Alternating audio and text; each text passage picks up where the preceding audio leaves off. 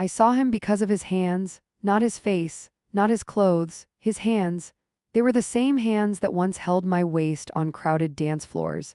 The same hands that fixed leaky faucets at midnight and rubbed circles on my back when I couldn't sleep. Only now those hands were shaking while he dug through a metal trash can on a busy city sidewalk. For a second, I thought my mind was playing tricks on me. No, I told myself, it can't be Malcolm. Malcolm was proud. Malcolm was stubborn. Malcolm disappeared 10 years ago with a short note and a long silence. But the way his shoulders curved inward, the way he paused to cough into his sleeve, that was him. I froze at the foot of the brownstone steps, clutching my tote bag like it could hold me up. People brushed past on either side of me, annoyed I wasn't moving. Cars honked. The city kept going, but everything in me stopped. He pulled a crushed soda can from the trash, slipped it into a sagging plastic bag tied to his belt, then turned slightly. Our eyes met. There he was, my ex-husband, my ghost, my unfinished sentence. His beard was overgrown and gray, his hair wild under a faded cap. A stained coat hung off his shoulders. He looked thinner, smaller, like life had been taking little pieces of him for years. But his eyes, those were the same. Dark, sharp, and now full of panic. "Malcolm," I whispered. He flinched like I'd struck him. For a moment, neither of us moved. My heart hammered so hard I thought I might collapse right there on the sidewalk. Then he tried to turn away. "Don't," I said, suddenly louder than I meant to. "Please don't walk away from me again." He stiffened. His hand tightened around the plastic bag until the cans inside clinked together. "You shouldn't see me like this, Renee," he muttered, still not fully facing me. His voice was rougher, like he'd been swallowing gravel for years. "Just go home, forget this." Home, as if that's what this was. I took a cautious step closer, ignoring the smell of garbage, exhaust, and something else. Unwashed clothes, old sweat, the stale scent of someone who'd been surviving, not living. "I thought you were dead," I said. "For 10 years, Malcolm. I buried you in my mind 100 times. And now you're here picking through trash like—" I couldn't finish the sentence. He finally turned toward me, really turned, and the pain in his eyes almost knocked me backward. "Before we go on, if you're still here, I'd love to know where you're watching from. Every comment helps this story reach more hearts. And if it moved you, give it a like so others can find it too. My name is Renee Carter. And this is the day the man who broke my heart came back into my life, not as the villain I'd spent a decade hating, but as a stranger standing beside a trash can, looking like the world had chewed him up and spat him out. And somehow, I still couldn't walk away. "I don't want your pity," Malcolm said, jaw clenched. He tried to make himself taller, straighter, but his body refused to cooperate. "I don't have pity," I shot back. "I have questions." I stepped closer. People flowed around us like water around two stubborn rocks in a river. A teenage boy glanced at us, then quickly looked away. To everyone else, Malcolm was just another man on the street. To me, he was 10 years of unanswered whys. "Where have you been?" I asked. "Why did you leave? Why didn't you call? Why am I seeing you like this and not in a grave or a prison or, I don't know, anywhere else?" He swallowed hard, throat bobbing. His eyes darted up and down the block, scanning faces, windows, cars, like someone might be watching. "Renee, you need to go," he whispered. "Please, pretend you never saw me. It's safer that way." "Safer for who?" I snapped. "For you, for me. You don't get to talk about safety after vanishing and leaving me with a foreclosure notice taped to our front door." He flinched again. Good, I thought bitterly. Let him feel at least a fraction of what I felt. "I did what I had to do," he murmured. "That's not an answer." He opened his mouth, then closed it. His shoulders sagged. The metal trash can beside him rattled as he leaned on it for balance. Up close, I saw details I'd missed from afar. Cracked lips, a faint bruise along his jaw, the way his fingers shook even when they were still. This wasn't just a rough patch. This was a man whose body was giving out. "Malcolm, when did you last eat?" I asked quietly. He gave a short, humorless laugh. "You always did ask the most inconvenient questions. Answer it." He looked away. "Yesterday, maybe the day before, I lose track." The anger in me collided with something else, old love, old habits, old concern that refused to die with my marriage. My vision blurred for a second. I took a steadying breath. "Come with me," I said. "There's a clinic 2 blocks from here. You look like you're one step from collapsing." "I can't," he said. "They might." His words dissolved as his knees buckled. The bag of cans slipped from his fingers, clattering across the sidewalk. "Malcolm," I lunged forward just in time to catch part of his weight. He wasn't heavy, and that scared me more than anything. A man who used to lift furniture like it was nothing now felt like a bundle of empty clothes. "Somebody help!" I yelled. A couple stopped. Another man rushed over. Together we lowered Malcolm to the ground. "Call an ambulance," I said, my voice shaking. "Please." While someone dialed, I slid my hand under Malcolm's head, cradling it in my lap. So many images flashed in my mind at once. Him laughing in our kitchen, him slamming the front door the night before he disappeared, him now, unconscious and fragile on a cold sidewalk. "Malcolm, don't you dare die before answering me," I whispered, tears pricking my eyes. "You don't get to disappear twice." The sirens wailed in the distance. And just like that, the story I thought was over forced itself open again. Hospitals always smell the same, like bleach, fear, and cheap coffee.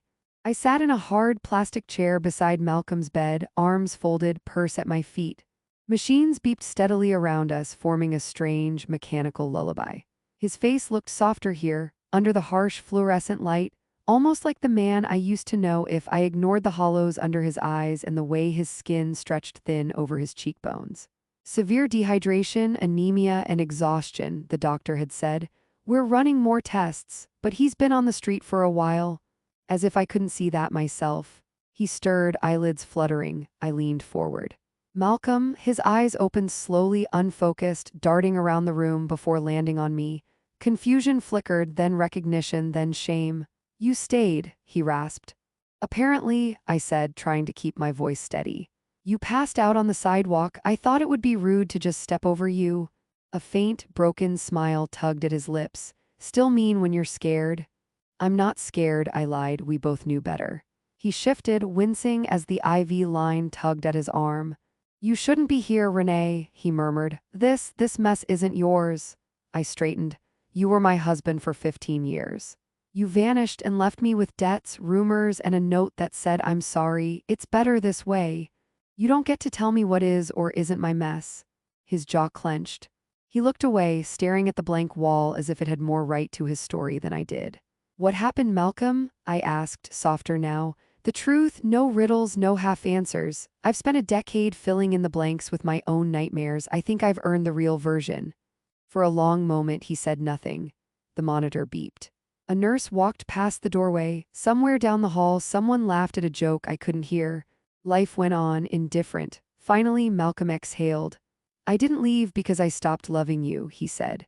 "I left because someone told me if I stayed, you'd die." My breath caught. "That's not funny," I whispered. "I'm not joking." He turned his head back toward me, and the pain in his eyes made my stomach twist. "You remember when the money started disappearing?" he asked. "When I started coming home late, when I kept saying I've got it under control even though I clearly didn't?" "How could I forget?" I muttered. "Those were the nights I lay awake listening for the sound of his key in the lock, praying it meant we weren't about to lose everything."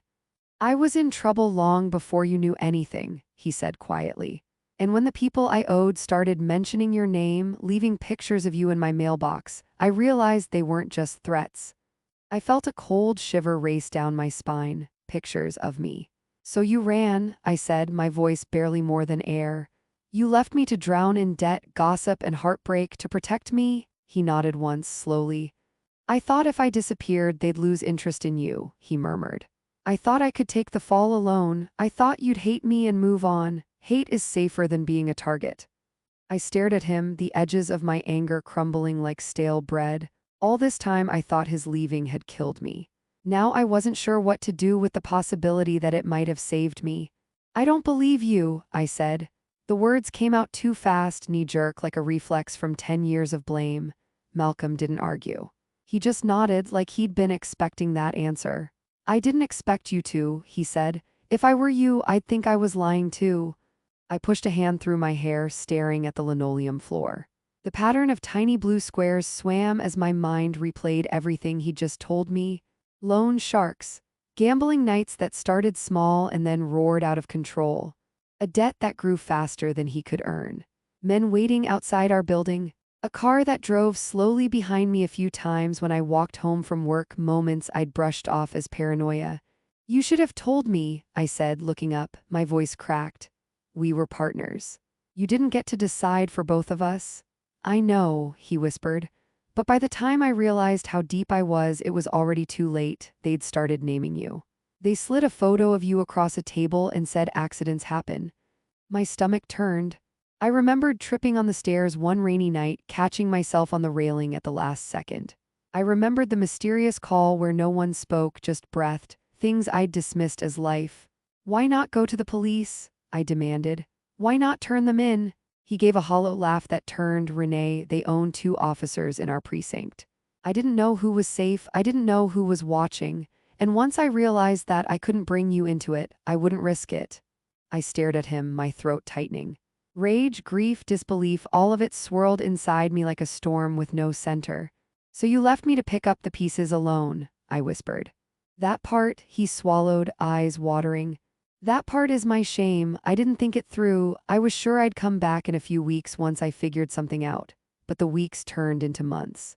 And then I didn't know how to return without destroying what was left of you. His words hit harder than I expected. I looked at him, really looked, not the worn coat, not the hollow cheeks, not the exhaustion clinging to his bones, but the man underneath. The man who had once danced with me barefoot in the living room at midnight. The man who had built bookshelves for my endless novels and painted the kitchen yellow because it made me smile. The man who had risked everything too much for reasons I was only now beginning to understand. You should have trusted me, I said. I loved you. I know, he whispered. That's why I left. Loving me was becoming dangerous. For a moment, neither of us spoke. The hospital monitor beeped steadily, a cruel reminder that life kept moving even when emotions stood still. Finally, I sat back in my chair. And now? Are these people still after you? He shook his head.